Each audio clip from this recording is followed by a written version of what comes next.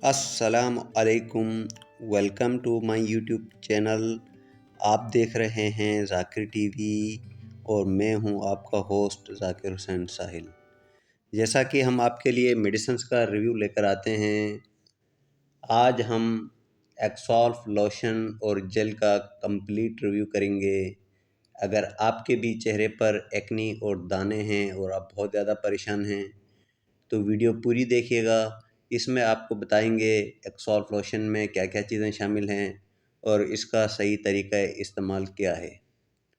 और अगर आप ज़ाकिर टीवी पर न्यू हैं तो हम आपको वेलकम करते हैं और आपसे एक छोटी सी रिक्वेस्ट है कि हमारे यूट्यूब चैनल को सब्सक्राइब करें और बेल आइकन को प्रेस करें ताकि हेल्थ और मेडिसिन से रिलेटेड तमाम इन्फॉर्मेटिव वीडियोज़ आप तक मिल सकें। तो चलें स्टार्ट करते हैं आज की वीडियो। एक्सॉल्फ लोशन की जो फार्मूलेशन है वो है क्लेंडामाइसिन फॉस्फेट।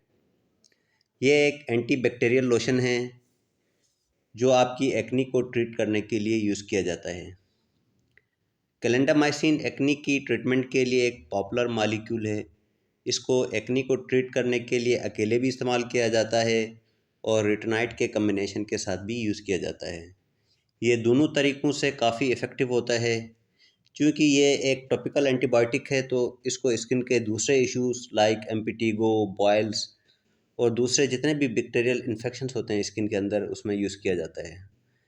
अब बात करते हैं एक्सॉल्फ लोशन को कैसे इस्तेमाल करना है। तो एक्सॉल्फ लोशन को यूज़ करने से पहले चेहरे को किसी अच्छे फेस वॉश से आपने क्लीन करके ड्राई करना है ताकि आप जब भी एक्सॉल्फ लोशन अप्लाई करें तो एक नीट और क्लीन सरफेस पर आप लोग अप्लाई करें। बेहतरीन नताइज के लिए आप एक्सॉल्फ लोशन को दिन में 2 दफ़ा इस्तेमाल करना होता है। बहुत से लोगों के फेस पर दाने बन जाते हैं, एक्नी बन जाती है जो कि बहुत ज़्यादा प्रॉब्लमेटिक होती है। लड़के लड़कियां बहुत ज़्यादा परेशान होते हैं। एक्सॉल्फ लोशन को लड़के भी यूज़ कर सकते हैं और लड़कियां भी यूज़ कर सकती हैं। एक्सॉल्फ लोशन का एक्नी में बहुत अहम रोल होता है क्योंकि एक्नी की मुख्तलिफ वजूहात होती हैं।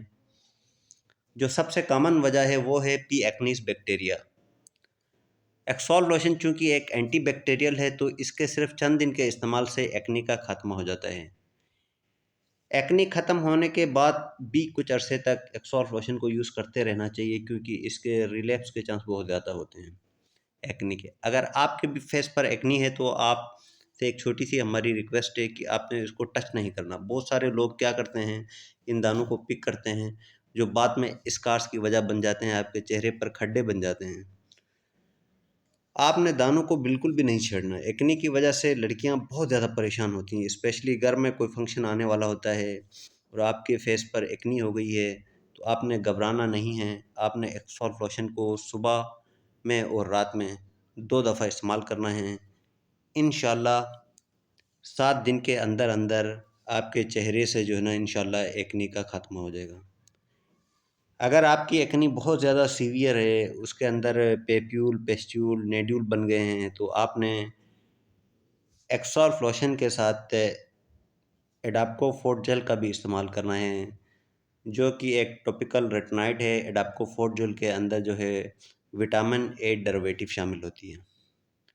आपने रात को एडाप्को फोर्ट जेल यूज़ करनी होती है और दिन में आपने क्लेंडामाइसिन यूज़ करनी होती है। क्लेंडामाइसिन चूँकि एक एंटीबैक्टीरियल है, ये बैक्टीरिया की ग्रोथ को रोक देती है और उसको किल करती है। और जो एडाप्को फोर्ट जेल के अंदर है वो एडाप्लिन है 0.3%। ये बेसिकली एक्सेस सीबम प्रोडक्शन को कंट्रोल करती है, पी एक्ने बैक्टीरिया की ग्रोथ को भी कम कर देती है और इसके अलावा जो है आपके चेहरे पे जो बहुत सीवियर किस्म की जो एक्नी बन जाती है उसको भी ख़त्म कर देती है। केराटिनाइजेशन के अमल को भी नॉर्मल कर देती है। उम्मीद करता हूँ आपको मेरी ये वीडियो पसंद आई होगी।